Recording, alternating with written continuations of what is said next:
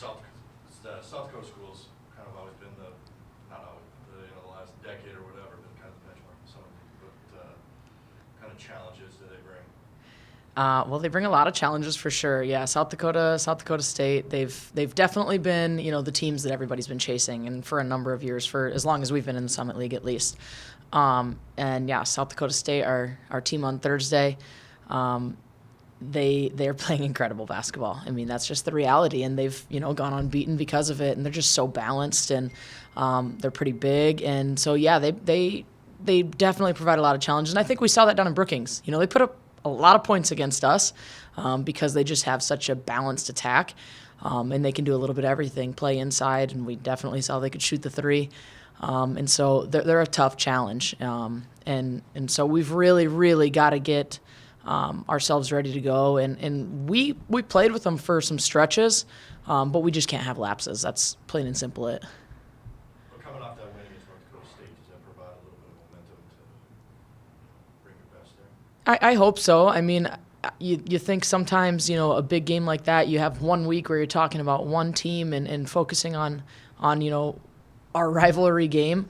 It's easy to get so caught up in that, but we can't spend all our time getting caught up in the result of that one because, like you said, we got 2 more schools with Dakota in the name coming in here. And so, it's not a week where we can sit and pat ourselves on the back for what we did last week. We got to get ourselves ready because the top team in the Summit League is coming in here, and South Dakota, is another team that's ahead of us in the standings that we've got to be prepared for. That record you guys have put together at home this year, what are you guys successful with in the year? Well, we definitely like being at home, that's for sure. And our fans definitely provide a ton of energy to our team. I think our team gets pretty excited about walking out that tunnel, seeing all the people here cheering for us, knowing that they have our backs, and just putting on a good show for them, in all honesty. We've got to bottle it up and harness it and take it on the road with us. That'd be a nice thing to figure out how to do.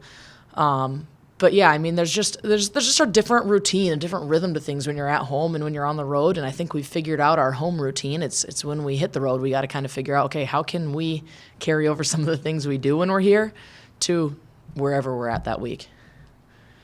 Your kind of core of veterans really carried you there against North Dakota State. Are you having to ask them a little bit to bring some of those other folks along, teach them the ropes? So what's that balance between that core group that's been here for a while, but then you're also going to try to bring some more players on? Yeah, I think we always kind of do that. I think every team kind of leans on their veterans to give them, the advice, show them what it's about, talk to them about what it's about, whatever it might be. But yeah, some of these rivalry games especially, I think, you have to lean on your veterans to say how different this is. You might have played in, 10 college games at this point, by the time we're playing down in Fargo for the first time, but it's going to be different when you play here. Same thing, when you're coming back home, and now with these Dakota schools again, we still kind of see these as rivalry games as well.